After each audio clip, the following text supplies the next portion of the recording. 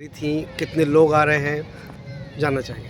ये तैयारी ये थी कि हम लोग ऐसा यज्ञ करें कि जो भारत को आगे बढ़ाना है। हम सारे लोग, सबकी इच्छा है, सब लगभग सभी देशवासी चाहते हैं कि हमारा देश जो है दुनिया में अच्छे स्थान पर पहुँचे।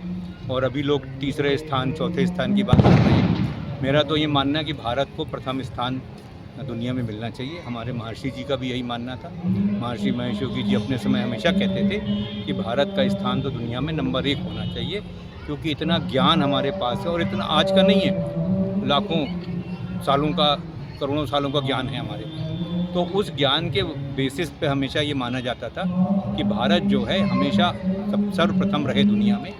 बीच में कुछ परिस्थितियां के कारण नहीं हो पाया, तो सबकी इच्छा ये थी कि भारत को आगे बढ़ाया जाए। सब लोग उसका लिए योगदान करते हैं, सभी लोग अपने अपने तरह से योगदान देते हैं कि हमारा देश आगे बढ़े। हम लोगों ने सोचा कि हम अपने जो यज्ञ अनुष्ठान का सिद्धांत है सनातन वैदिक काल का, उसका उपयोग करके जो भी हम लोग भारत की चेतना में विकास कर सकते हैं, लोगों की थिंकिंग में विचार ला सकते हैं कि भाई भारत आगे बढ़े, उस दृष्टि से इसका आयोजन किया गया था। कितने कुंड बनाए गए हैं और एक कुंड पर कितने लोगों के बैठने की व्यवस्था है? 108 कुंड यज्ञ है ये। यज्ञ मंडप में 108 कुंड बने हैं और एक कुंड में वैसे तो दो मिनिमम तो एक भी बैठ सकता है, लेकिन 8 लोग तक बैठ सकते हैं उसमें। ऐसी व्यवस्था की गई है, एक एक कुंड में 8 लोग बैठ सकते हैं। कितने लोगों की भीड़ रहती है सुबह यहाँ पर? जो अब गिनती तो एग्जैक्ट नहीं हुई है, लेकिन लगभग जो हमारे लोग एस्टिमेट लगा रहे हैं, हम लोग का ओरिजिनल एस्टिमेट है करीब 5 लाख लोग आएंगे पूरे 9 दिनों में जी। लेकिन अभी लोग बतला रहे हैं कि आपने 5 लाख तो अभी तक आ चुके हैं और अभी 3-4 दिन बाकी हैं यज्ञ के। 5 लाख लोगों के लिए सुरक्षा की क्या व्यवस्था है? भोजन प्रसाद की क्या व्यवस्था है? भोजन, सारे लोग भोजन नहीं करते। भोजन तो लोग, सब लोग आते तो दर्शन करके चले जाते हैं, जी। लेकिन जो लोग भोजन करना चाहते हैं उनके लिए भंडारे की व्यवस्था की गई है। सुबह भी है और शाम को भी है।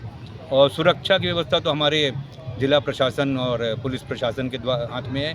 उनके लोग लगे हैं, यहाँ घूमते रहते हैं, सब अपनी व्यवस्था देखते रहते हैं। हमारे सुरक्षाकर्मी भी हैं जो कि अनुशासन बनाने के लिए काम आते हैं। भारत उत्कर्ष महायज्ञ के लिए लोगों को क्या संदेश देना चाहेंगे? संदेश ये देना चाहेंगे, सब लोगों को इस यज्ञ में भाग लेना चाहिए।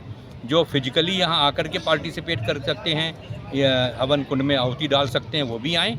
और जो नहीं आ सकते, किसी कारण से दूर हैं या कुछ है, तो वो अपने घर में बैठ के भी अपने मन से, मानसिक रूप से भी भारत इस यज्ञ में आहुति मानसिक रूप से सम्मिलित हो सकते हैं। यज्ञ में भाग लेने के लिए क्या सिस्टम, क्या प्रोसेस है? यज्ञ में भाग लेने के लिए यहाँ एक काउंटर बना है और उसमें लोग रजिस्ट्रेशन कराते हैं, तारीख बताते हैं कि इस तारीख को बैठना है हमको और हमारा नाम ये है, या यदि 2 लोगों का नाम, 4 लोगों का नाम, परिवार का नाम बताते हैं, तारीख बताते हैं, रजिस्ट्रेशन होता है उनका और फिर वो जाके उनको यज्ञ कुंड अलाट हो जाता है। उसमें इसके लिए कोई शुल्क रखी है? यज्ञ जो होते हैं ना, उसमें कभी शुल्क नहीं होता जी। आप अपनी दक्षिणा आप अपनी यथा सामर्थ्य और इच्छा अनुसार देते हैं। इच्छा और सामर्थ्य दोनों होना चाहिए। इच्छा हुई और सामर्थ्य नहीं हो तो गड़बड़ हो जाएगा। Thank you.